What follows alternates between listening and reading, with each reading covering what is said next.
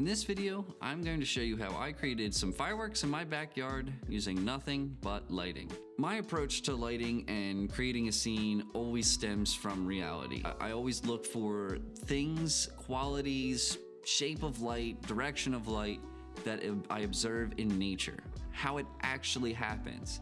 I don't need to do it one for one, but I do need to imply some of those principles so that it gives off the illusion that it's real. So with fireworks, they are high in the sky. They're a very small light source because it's just one flash of light at a great distance away, which means that the light hitting my subject should be on the harder side. It should be a slightly harder source. The light I use should be a smaller point type fixture. Those things are what makes those qualities of light come through on screen. I'm gonna get a lot of work done because I'm using Amaran lights, and within Citus they actually have a fireworks setting that does some of the more difficult, more laborious ways to get fireworks to work on screen. Things like, a big flash of light and then it fizzles and changing colors and things like that. I'm gonna get lucky here and use technology to my advantage and have the Amaran fixtures do those things for me. So all I need to do is get fixtures up high in the sky, and then because I'm doing it inside and not outside, they aren't gonna hit the subject directly. They're gonna kind of pop out outside the windows and bleed into the space a little bit. Similar to how fireworks would do it in real life if I were watching them.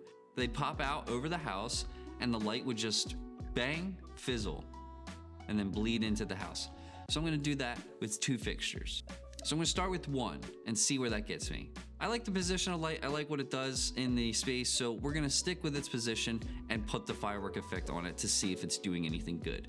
With the firework effect in, you can definitely see it's working. You can see all the qualities of fireworks. However, I don't like just having one, because in my mind, if there's multiple fireworks going off at different positions, they're not all coming off from the same spot. More likely, it's going to be multiple fireworks all around the house. So I'm gonna put another light in an identical position across from the first one. Now I have two lights, both running fireworks at slightly different intervals so that they don't feel like they're totally in tune. So now with the firework effect in, it's starting to work. There are lights going off around the house in different positions. The background's getting lit up, the shadows are changing which side because of the position. And then for the second shot, for the close-up, that one, if you're dealing with subjects like the first one, it's a silhouette, so it's whatever. I just need to sell the idea that it's happening. However, on the close-up, I gotta get exposure. I gotta have this look nicer. To get the exposure though, I have to change the position of the fixtures. So now I bring one light down and shine that directly through the window, which is fine because I still need that hard quality light to sell fireworks anyway. So now I can just blast that right through the window. The scene is very low light. The P60Cs are not bright fixtures, and with them being that far away from the subject, they're not really going to expose the scene properly. So I did get a little bit of help from Sony's dual base ISO on the FX6. So these were all shot at 12,800, but 12,800 is just a really great tool to have in pinches like this where the idea is there, I'm almost there, I just need a little lift. I just need a little bit extra performance, and 12,800 really gives that to me.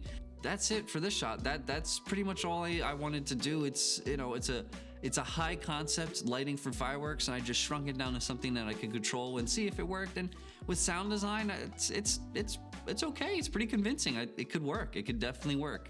So to recap, when you're going to emulate any type of lights, it doesn't really matter what it is. It's good to observe it in nature and see what qualities it exhibits and why those qualities exist. Fireworks, if you observe them in nature, there are these bright flashes with fades of light, usually colorful, high up in the sky, similar to the moon or the sun, how those light fixtures are so far away that the resulting light is actually very harsh. So you just try to figure out what fixtures you have and how can you do something similar.